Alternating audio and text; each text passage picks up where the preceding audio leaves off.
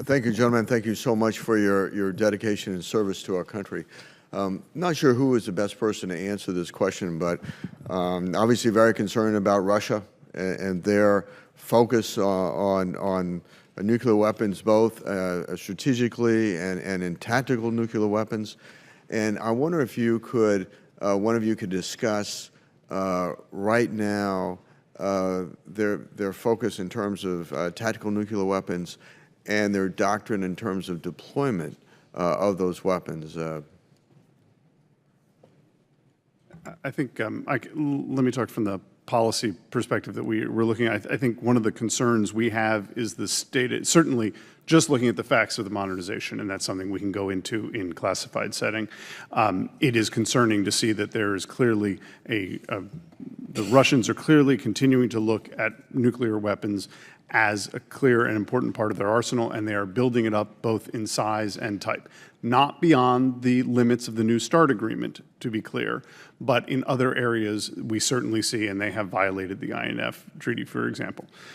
Also of concern is the way they look to, I think Secretary Carter has said, saber rattling with nuclear weapons, how they are using them, how they are training with them extensively and in an increased manner.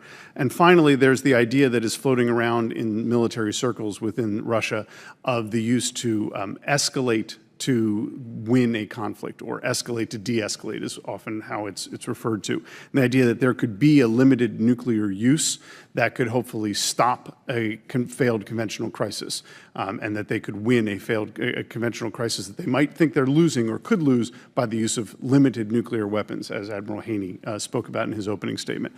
That is particularly concerning and dangerous. No one, Russians or anyone else, should think that they can use nuclear weapons to escalate their way out of a failed conventional conflict.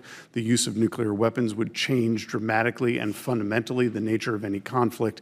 But those kind of issues are ones that we are most concerned about as we look at the developing environment and security environment, especially in regard to Russia.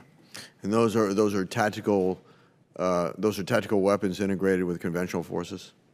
That is a separate piece in terms of the actual what they're doing. They could use any different kinds of weapons, but certainly that is also a concern, their integration of tactical with conventional units. And it is a first strike doctrine, is it not?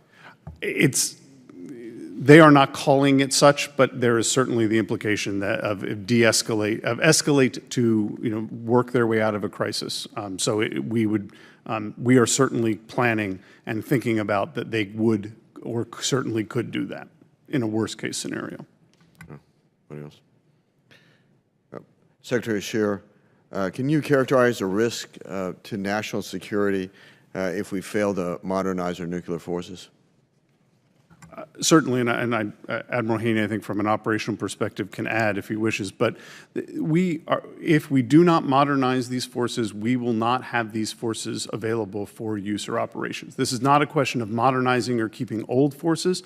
This is a question of watching them slowly age out of from our forces. So we would prefer to make decisions if we are to draw down our forces, if we feel the security environment is right and can do so with a willing partner. We would prefer to do any such reductions as part of policy, not as part of aging out of old equipment. So that, to us, is the biggest issue involved here. Admiral Haney.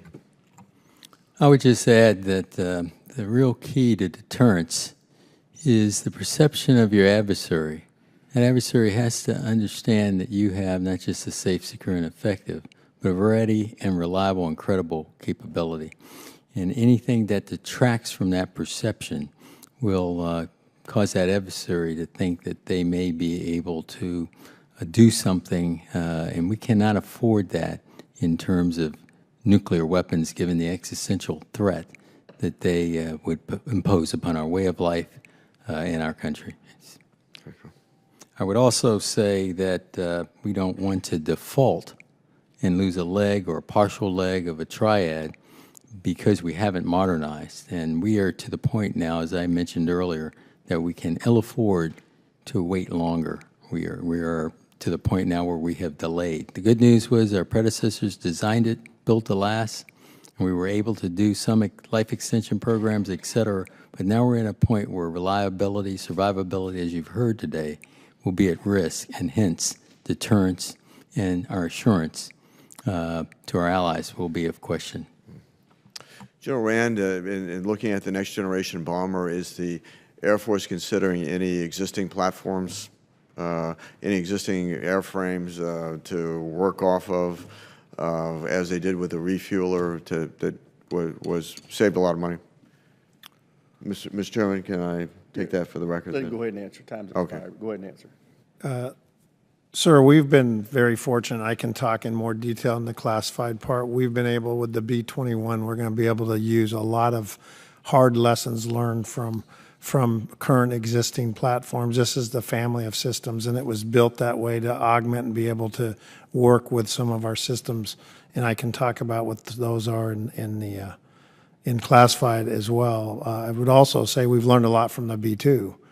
And the B-21 is a Northrop Grumman product. That's not necessarily why we bought it, but there's a lot of resident expertise that will reside there with the company and with our partners. So I'm pretty confident that we're going to be able to get this platform on time, on schedule, and it's going to be a humdinger. Chairman, I yield back. Thank you.